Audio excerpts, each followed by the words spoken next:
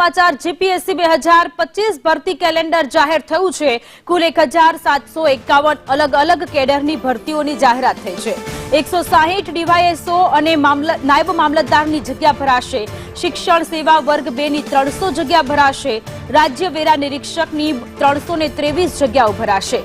વહીવટી સેવા વર્ગ 1 અને 2 ની 100 જેટલી જગ્યાઓ ભરાશે।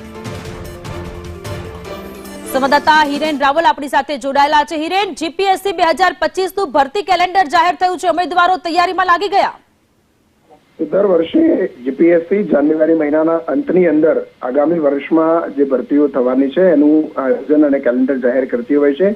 એ અંતર્ગત જૂન મહિનામાંથી લઈ અને નવેમ્બર મહિના સુધીની જે ભરતીઓ છે એનું કેલેન્ડર જાહેર કરવામાં આવ્યું છે, જેમાં અલગ અલગ જે ભરતીઓ થઈ રહી છે। કુલ 1751 જગ્યાઓ પરની ભરતી પ્રક્રિયા આ 2025ના વર્ષ દરમિયાન શરૂ થશે, જેમાં વહીવટી સેવા વર્ગ 1-2 એટલે કે નગરપાલિકાના ચીફ ઓફિસરથી લઈ અને સચિવાલય કેડરની વર્ગ 1ની જગ્યાઓ છે એવી 100 જગ્યાઓ પરની ભરતી છે। આરોગ્ય વિભાગની અલગ અલગ 150 કરતા વધુ જગ્યાઓ છે। રાજ્ય વેરા નિરીક્ષકની 323 જગ્યાઓ છે। નર્સિંગ કોલેજના લેક્ચરની 33 જગ્યાઓ છે। આ ઉપરાંત કેટલીક મહત્વની બાબતો છે, જેમાં શિક્ષણ વિભાગને લગતી વહીવટી શાખાની ગુજરાત શિક્ષણ સેવા વર્ગ 2 ની 300 જેટલી જગ્યાઓ પરની ભરતી પ્રક્રિયા ચાલુ વર્ષે હાથ ધરવામાં આવશે। વન વિભાગની લગભગ 50 કરતા વધુ અલગ અલગ જગ્યાઓ છે।